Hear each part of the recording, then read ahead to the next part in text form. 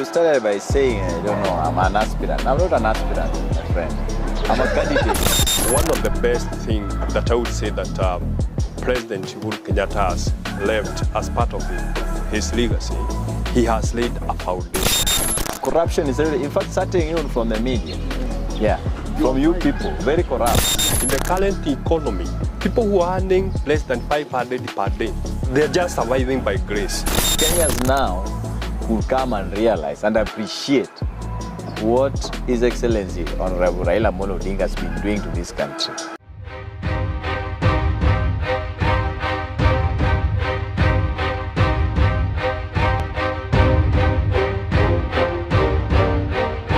Let me come back to you. According to his sentiment, do you think we are, most of the times, we are electing circumstantial leaders, or we are just electing right leaders?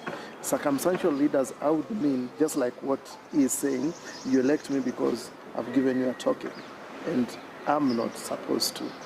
Your thoughts?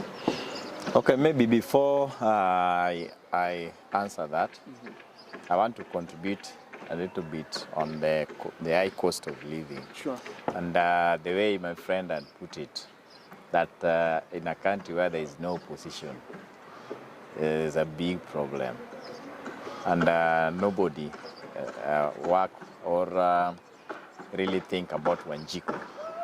But what I like is that, at least for this last term of the Jubilee government, Kenyans now could come and realize and appreciate what His Excellency Honorable Raila Amolo Odinga has been doing to this country. The Wanjikus that are today crying are the same Wanjiku who have always been made to think that this is a devil. This is somebody that is just opposing everything. Huyu ni jamaa wa kitendawili.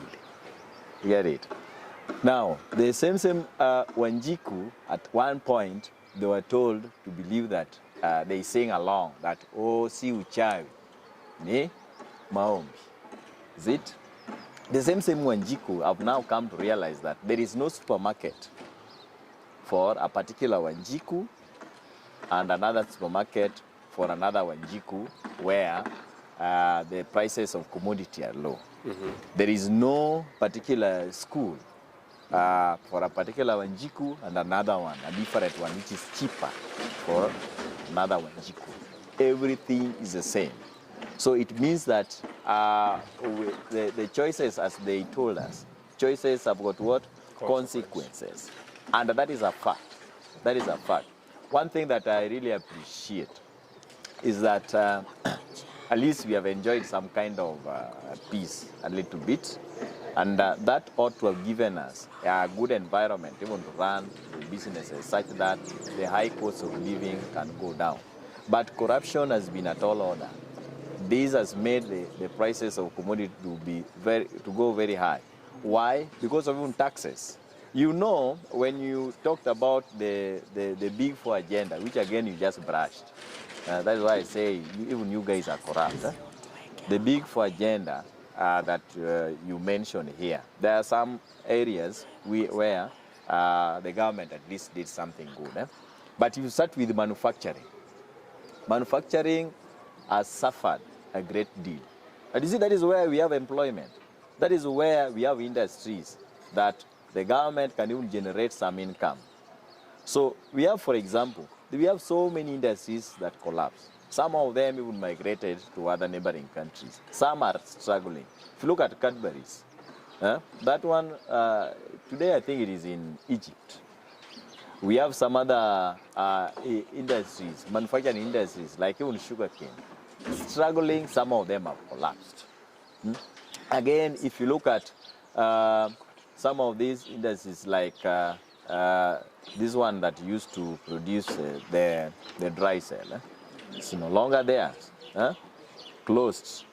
We have the Blue Triangle, Vati River here, no longer there. You see, when these industries are closing down, it means that even the revenue for the government is also becoming thin and thin.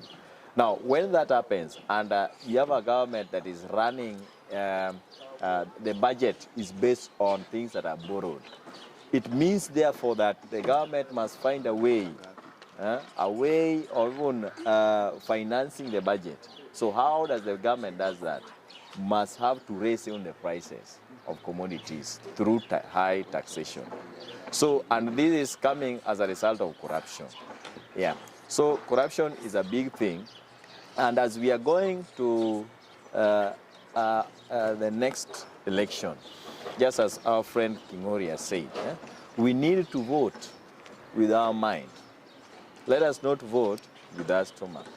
I know we have vulnerable Kenyans, and as he had put it, we have good number of Kenyans that are living below $1 a day, and they are really struggling with that. These are people who are easily influenced by handouts, and they believe that whoever gives more, that is the leader. They evaluate leaders based on the pocket. Amount of token. Yeah. So how deep is your pocket? So if your pocket is so deep, then you are a good leader. But not knowing that that is the beginning, that is the onset of corruption. Somebody that is buying you for you to allow him or her to be in the office, you don't expect that person to go and do for you proper job. It is not possible, because that is somebody that is literally buying you. So we need, as a country, to start scrutinizing our leaders properly. We need to move to a level beyond tokenism. We should know that the idea of giving out handouts cannot build this country. Somebody is giving you a handout for the next 2 months, and then the person will not be there for another 5 years. So you will be left there suffering. That is an element that the citizens should know. And then the moment the citizens should also invoke that this the recall clause in the Constitution.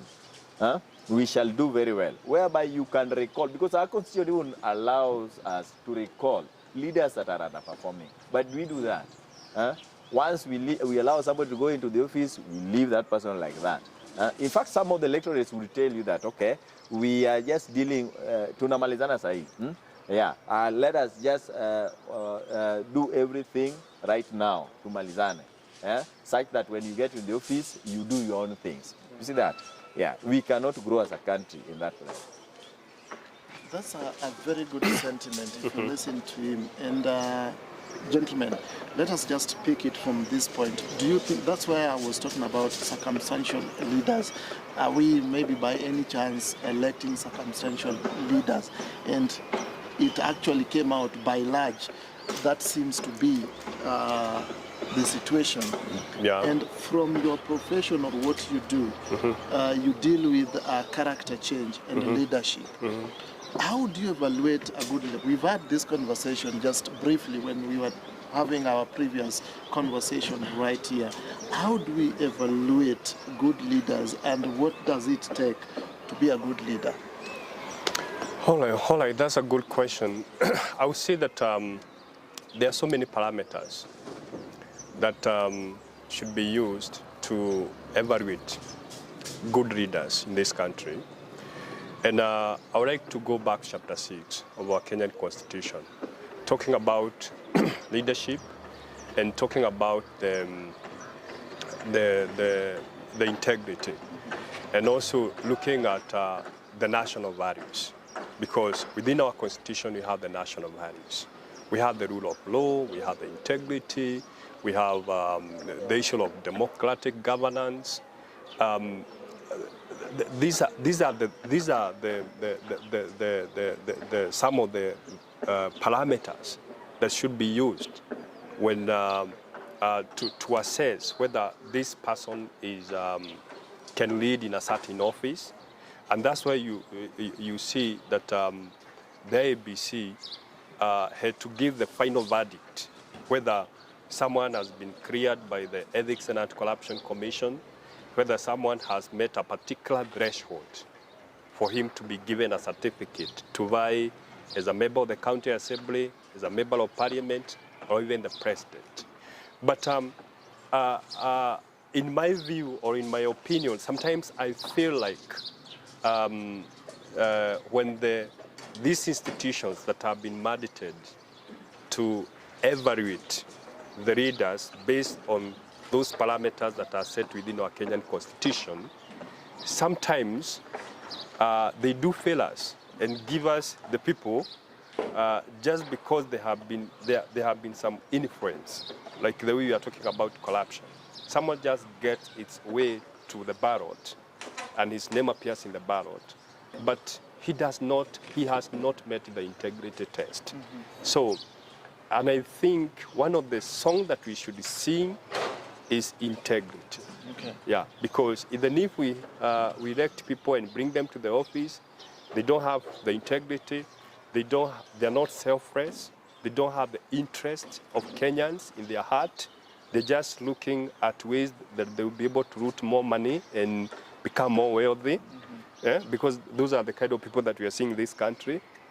Then the issues of Wajiko, they'll never be addressed. So we need even people who are patriotic, people who are fearing God. Look at our national anthem. It tells us all that our founding forefathers, they believed in God. They believed in high ideals. And these are ideals that can bring transformation, ideals that can bring change, ideals that can transform people from living in abject poverty to become people who are doing businesses. Yeah. Are we having those kind of people in this country? We should be asking ourselves that question. Well said, well said. And he's talking about integrity, and we are talking about integrity here, that our leaders should be people of integrity. And what would you have as an input of what he has said, or what you'd want to add? And also, on that particular one, if you're answering that, something that I would also want you maybe to comment about, what is Wanjiku doing for the people? Like you've mentioned about constitution, that it's well stipulated that there is a review chapter that if someone is underperforming, we are supposed to review. So from that perspective, what are we doing as now the common wananchi, or are we by large failed also in counter checking our leaders? Just in a few minutes. Thank you very much, Sam, for that particular topic. Now, I agree totally with Kingori. I don't know why today we are reading from the same page. No, integrity and honesty are key values to leadership. Our leaders should be of high integrity and honest. Honest to tell Wanjiku that, look, this is what can be done. This is what is done. This is what is doable. This is what can be delivered. This is what is very pragmatic. Not promising Wanjiku what cannot be achieved. Not promising Wanjiku heaven on earth. Not promising Wanjiku that the roads are going to be tarmacked with gold. Yet even in our country, we don't have a gold mine. Not promising Wanjikus that our taps, once I get to the office, what will come out is milk instead of water. Oh, man. So it is 6,000. Are you sure that we'll be able to get the 6,000? The 6,000, now that it has been given out by engineer, and we have a lawyer. You know, we have mama and baba. I know they are promising what they will deliver. You know, like for example, let me tell you. Many young people are waiting for the 6,000. Let me will tell it you. be realistic? Let me tell you. Let's be practical. Let me tell you one thing here. About Thika Highway, I can remember very well. Some people say that it is not possible in this country. I'll not quote names, but it's funny enough, one of those people that mentioned it is not possible in Kenya is the same person that implemented. In fact, it was implemented when he was the minister during that time for Metropolitan. He mentioned it is not possible. It was possible because engineers said that it is possible, and it became possible. When you talk about the issue of bursary, Some people say it is not possible. It was whose manifesto? It was whose manifesto? And the late Mwai Kibaki took it. It was possible. When we talked about the issue of at least giving some little token to the wazees, the old, some people said it's not possible. Where will the money come from? It became possible. So, Is it if Yeah, it has never been effective. whether effective or not effective, the fact is it is taking place. So the problem is now with the implementers. The government is giving out money. So meaning that it's possible. So Going if back all to this, corruption if now. if all this is possible, what is making you think that the issue of 6,000 will not be possible? Let me tell you, 6,000, it is very clear from the engineer and Team Rarua, very clear. Who are going to get the 6,000? Not you, Mr. Kingori, not you. It's not you people going to get it. So if you are expecting some 6,000 to come along your way or your sister, it will not be possible because you have something that you are doing. So in your household, already there's something you are doing. In your household, there's something you are doing. So they expect that at least you can share the little you are getting with other people. So this thing is going to be given in households that totally have got nothing. Nobody is working. They are all jobless. So you can't say that is not possible. It is possible because how much is going into the pockets of some few individuals here? There are billions, and this is just 6,000. A billion you divide by 6,000 can cater for how many people? A lot. So it is possible, and I'm very sure it is possible. Like if you look at what happened in the Gaddafi government, what was happening there? Anybody that is unemployed were being given some token. But So it is possible. I would prefer that the young people should be shown how to fish instead of being given the fish. You know, Or even the jobless people should be given the Let me the ways on how let to me fish. tell Yet you. we are being promised Let me stipend. tell you. You cannot fish when you are hungry. You have to get something in your stomach before you start fishing. You must also be trained to fish. When you are being trained, there are some things that must go on. You have to pay rent as you are being trained to fish. You have to pay rent. You have some few bills to take care of. Yeah, Gentlemen, this and is it quite doesn't mean that the government that is going to come in place is not promising jobs. They are just trying to be very much practical. In fact, I think even when it comes to jobs, this is the government that is going to give us jobs. It is going to be like the NAC government, not like this one that is we are burying. I want to ask you a question, gentlemen, and this is very specific.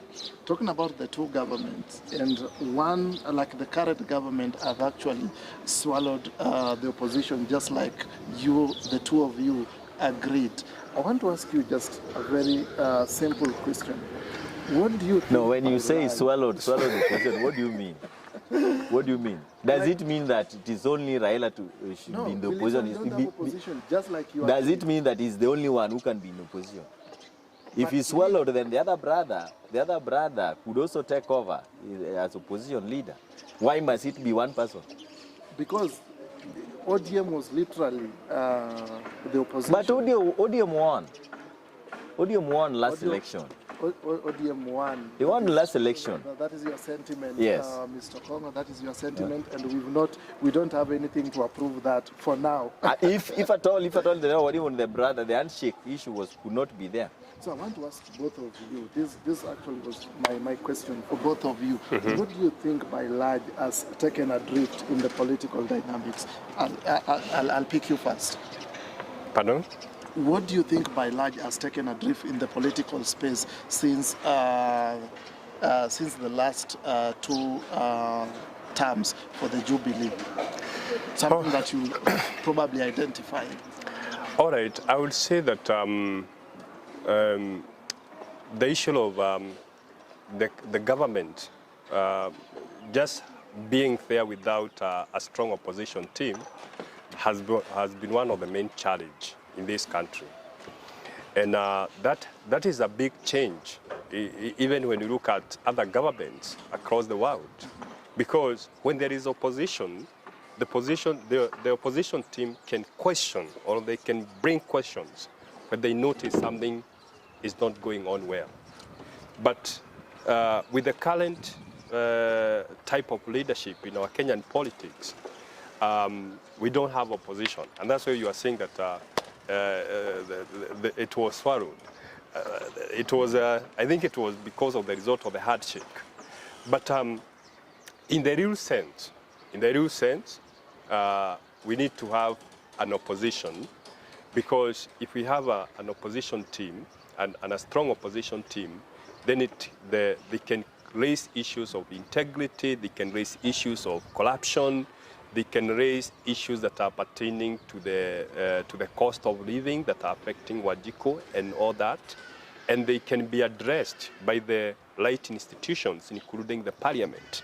But now, what we are seeing today is even our members of parliament, when they are about to pass a motion, like unanimously they support.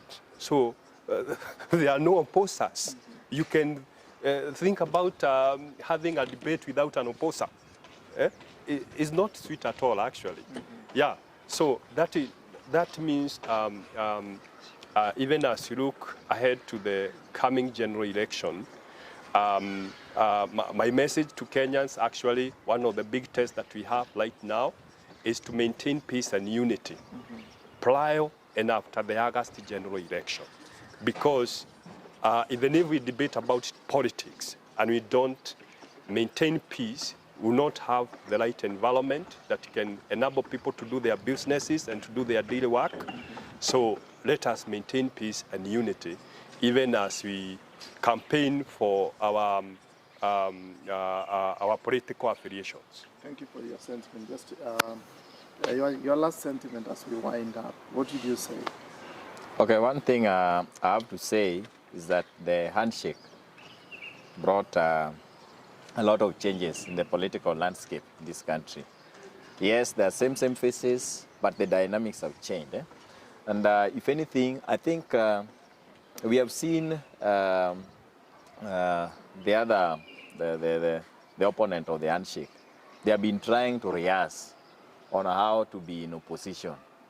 But if that is how they are going to be in opposition, then the next government, we are going to be in a problem, because they will not give serious opposition to the coming government. Yeah, because we have seen them rehearsing. They have done a lot of rehearsal, so they need to do more, such that they become a formidable opposition group. Yeah, and then the other thing, what I like is that at least... And what if your group wake up and it is you'll be in opposition? It is just not possible. It is not possible because it can be either way. No, there are things that are so obvious. Because in every election there is a winner and a loser. Kingori, it is very obvious that we are going to end this debate. That is obvious. We cannot discuss throughout. There are things that are so obvious. It is so obvious that the Team Rarua is going to form the next government. It is just so obvious. It is not like maybe 2017, 2013. It was so obvious that 2002 Rainbow was going to form the next government. It was obvious. The writings are on the wall, my friend. You know, there are things that we don't need a lot of interpretation. We are in this country. We are not coming from utopia. We are just here. We know how people have always voted in this country, and we know how things have always taken place. In my case, I would say that looking at the opinion poll, they are favoring either of the leaders. So right now we can't tell until Wajiko cast the vote. So let me tell you, Wanjiko have already decided, and they know the right leader. People have really suffered in this country with the high cost of living. I know the COVID-19 also brought some problem. I don't think majority of Kenyans would really want to make a mistake. There are no jobs in this country. Literally, people do not have jobs. There is high cost of living. If you look at the school fee, it's very high. So many things are not going on well. I'm very sure Kenyans with their right mind will ensure that they install the right government to be in place. gentlemen, And the right government is the Rarua team. we have to end this conversation right here because of time. This has been a very, very powerful conversation, and of course, we're going to have another session with you talking about now your manifesto and talking about what you want to do different. Because of time, we can't just do it right now. And I'll also invite Mr. Peter Kingori so that we can evaluate you, the two of us, from his perspective and also from our perspective. Ladies and gentlemen, this, of course, has been Front Bench Live. And of course, this is one of the channels whereby you can watch information of substance. And if we tell you something is really happening in 254, you know it's happening probably on IC television. So keep tweeting at Gara Samson 1 at Incross TV. The hashtag Front Bench Live. Front Bench Live comes back next week, same time, same channel. Good night. Good luck. God bless.